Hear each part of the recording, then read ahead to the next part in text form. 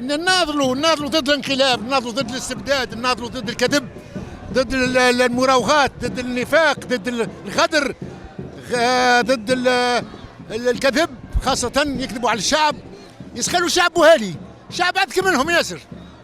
وهيك علاش مش نزيحوه الانقلاب، مش ندفنوه بحول الله، لأنه حب يدفن 12 مليون، مش يدفن هو وأثياله. دونك أنا فرحان ياسر في العمر هذا، نزلت نشارك في مظاهرات فاية الحرية اللي قيس سعيد نحاها، هو واللي حواليه ضربوا الحريات، حطوا الناس في الحبوسات في بالهم باش يرتاحوا، طلع لهم جيل اخر.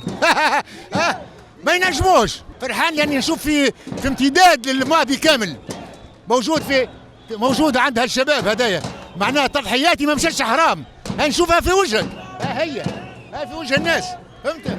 دونك انا فرحان، ما ضحيش من اجل الهواء. ولدي توا في الحبس ماهوش من اجل الهواء، مش يزيح قيس سعيد، ومش نحاكموا قيس سعيد، ومش نحاكموا القضاة اللي حطوا ولادنا في الحبوسات، ما يفلتوش، ما دامش بورقيبه وبن علي وهذيالهم. لا، الانتخابات مش قيس سعيد انتهى قبل ما ينتخب، لانه زيفوا طردوا الناس، ما خلوهمش ينتخبوا.